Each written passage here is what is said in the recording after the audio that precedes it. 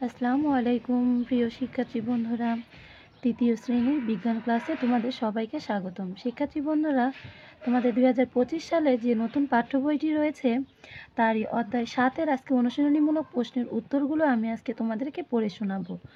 শিক্ষার্থী বন্ধুরা, তোমরা যারা এখনও আমার চ্যানেলটিকে সাবস্ক্রাইব করোনি এখনই সাবস্ক্রাইব করে দাও, আর যারা সাবস্ক্রাইব করেছো তাদেরকে অসংখ্য অসংখ্য ধন্যবাদ।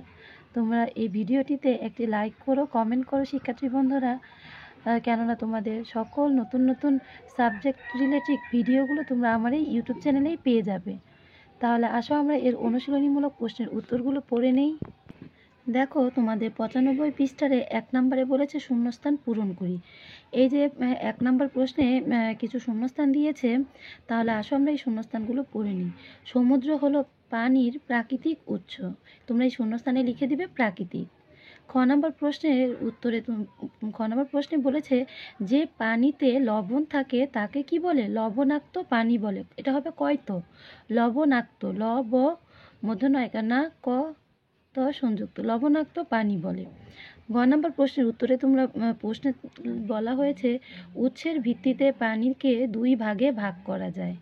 ঘ নম্বরে তোমরা প্রশ্নের উত্তরে লিখবে হাত বা মুখ ধোয়ার পর পানির কলটি বন্ধ করে পানির অপচয় রোধ করতে পারি। কি করতে পারি আমরা? পানির কলটি বন্ধ করে পানির অপচয় রোধ করতে পারি।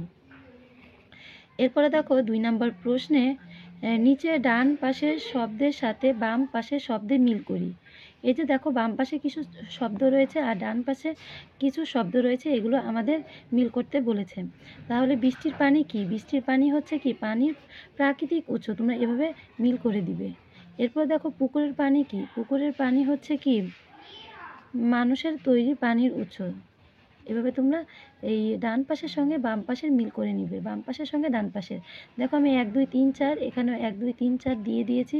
একের উত্তরের সঙ্গে তোমরা 1 নম্বর উত্তরটি মিলকরণ করবে, 2 নম্বরের সঙ্গে 2 নম্বর উত্তরটি। এরপর দেখো 3 নম্বর বলেছে অনিরাপদ পানি বলতে কি বুঝি আমরা? অনিরাপদ পানি বলতে আমরা সবসময় জানি কি? লাল রং করা নলকূপের পানি। তাহলে আমরা এই লাল রং করা নলকূপের পানির সঙ্গে মিলকরণ করব। লবণাক্ত পানি বলতে আমরা কি বুঝি? লবণাক্ত পানি হচ্ছে আমাদের সাগরের পানি। তাহলে আমরা এভাবে ডাক্তারে মিল করে নিব।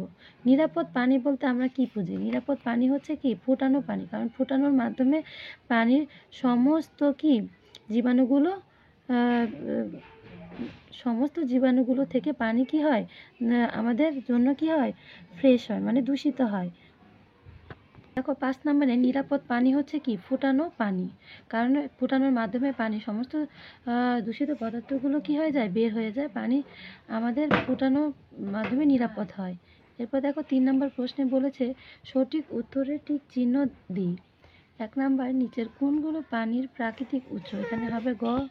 দেখো 3 নম্বরে 1 নম্বর প্রশ্নে বলেছে নিচের কোনগুলো পানির প্রাকৃতিক উৎস? এখানে ঘ নম্বর হবে বৃষ্টি, নদী, সাগর। 2 নম্বর প্রশ্নে বলেছে নিচের কোন পানি পান করা নিরাপদ নয়? এখানে গ নম্বর হবে লাল রং করা নলকূপের পানি পান করা নিরাপদ নয়। নিচের কোনটি পানির অপচয় নয়? মানে কিভাবে মানে পানির অপচয় হয় না সেটাই আমরা এখন দেখব। দেখো হাত মুখ ধোয়ার পর কলটি বন্ধ রাখা কি পানির অপচয় নয়? এই লাইনটি হবে সঠিক, তোমরা এই লাইনটির মধ্যে টিক চিহ্ন দিয়ে দিবে। এরপর দেখো 4 নম্বরে বলেছে সংক্ষিপ্ত প্রশ্ন। এখানে 3টি সংক্ষিপ্ত প্রশ্ন দেওয়া আছে। ক মানুষের তৈরি পানির উৎসের নাম লিখি। খ পানি না থাকলে আমাদের জীবনে হতে পারে এমন 2টি সমস্যার কথা লিখি। গ নম্বরে বলেছে দৈনন্দিন জীবনে পানির 2টি ব্যবহার লিখি। তাহলে আসলে আমরা 3টি সংক্ষিপ্ত প্রশ্নের উত্তর পড়ে নিই। দেখো ক নম্বর বলেছে মানুষের তৈরি পানির 2টির উৎসর নাম হলো 1 পুকুর, 2 কুয়া। খ নম্বর প্রশ্ন পানি না থাকলে আমাদের জীবনে হতে পারে এমন 2টি সমস্যার কথা লিখি। উত্তর পানি না থাকলে আমাদের জীবনে হতে পারে এমন 2টি সমস্যা হলো 1 পিপাসা লাগলে আমরা পানি পান করতে পারবো না, 2 ফসল বা খাদ্য উৎপাদন করতে পারবো না।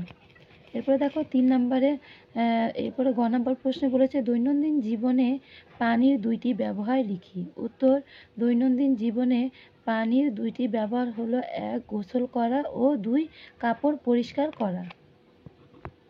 এরপর দেখো 5 নম্বরে বলেছে বর্ণনামূলক প্রশ্ন। এখানে আমাদের 4টি বর্ণনামূলক প্রশ্ন দেওয়া আছে, আমাদের এর উত্তরগুলো এখন আমরা পড়ব। ক নম্বরে বলেছে পানি অপচয়ের 4টি কারণ লিখি। খ নম্বর প্রশ্নে বলেছে পানির অপচয় রোধে আমাদের 4টি করণীয় লিখি। গ নম্বর প্রশ্নে বলেছে লবণাক্ততার ভিত্তিতে নিচের পানির উৎসগুলো শ্রেণীকরণ করি। ঝর্ণা, নদী, পুকুর, সমুদ্র, মহাসাগর। মানে কি লবণাক্ততার ভিত্তিতে এই যে নিচে যে পানির উৎসগুলো দিয়েছে এগুলোর এই উৎসগুলো শ্রেণীকরণ করতে বলেছে। ঘ নাম্বার পানির অপচয় রোধ করা প্রয়োজন কেন? কেন প্রয়োজন? তাহলে আসো আমরা এই বর্ণনামূলক প্রশ্নের উত্তরগুলো পড়ে নেই। দেখো ক নম্বর বর্ণনামূলক প্রশ্নে বলেছে পানি অপচয়ের 4টি কারণ লিখি। উত্তর, পানি অপচয়ের 4টি কারণ নিম্নরূপ, মানে কি নিচে দেওয়া হলো। 1, দাঁত ব্রাশ করার সময় বেসিনের কল ছেড়ে রাখা। 2, কাপড় ধোয়ার সময় পানির কল ছেড়ে রাখা। 3, গোসল করার সময় অপ্রয়োজনে ঝর্ণা বা কল চালু রাখা। 4, পানির নলে ছিদ্র থাকলে তা ঠিক না করা। তাহলে শিক্ষার্থী বন্ধুরা আমরা এই কাজগুলো কখনোই করব না, কখনো আমরা পানি অপচয় করব না। এই কাজগুলো থেকে আমরা কি থাকবো? সতর্ক থাকবো। এরপরে দেখো খ নম্বর প্রশ্নে বলেছে পানির অপচয় রোধে আমাদের 4টি করণীয় লিখি। উত্তর, পানির অপচয় রোধে আমাদের 4টি করণীয় হলো 1, দাঁত ব্রাশ করার সময় পানির কল ছেড়ে না রাখা। 2, হাত বা মুখ ধোয়ার পরই পানির কলটি বন্ধ করে রাখা। 3, বালতিতে পানি ভরে তারপর থালা বাসন ধোয়া। 4, পানি পান বা ব্যবহারের পর অবশিষ্ট পানি গাছপালার গোড়ায় ঢালা। তাহলে পানির অপচয় আমরা কিভাবে রোধ করতে পারি? আমরা দেখো এখানে নিচে পড়ে নিলাম যে কিভাবে আমরা পানির অপচয়গুলো রোধ করতে পারি। আমরা এই কাজগুলো সবসময় করব। এরপরে দেখো গ নম্বর প্রশ্নে বলেছে লবণাক্ততার ভিত্তিতে নিচের পানির উৎসগুলোকে শ্রেণীকরণ করি। লবণাক্ততার ভিত্তিতে দেখো ঝর্ণা, নদী, পুকুর, সমুদ্র ও মহাসাগর। এই যে এই পানিগুলো আমরা এখন লবণাক্ততার ভিত্তিতে এই উৎসগুলোর শ্রেণীকরণ করব। দেখো এখানে কোন পানিগুলো লবণাক্ত আর কোন পানিগুলো লবণাক্ত নয় এগুলো আমাদের আলাদা করতে বলেছে।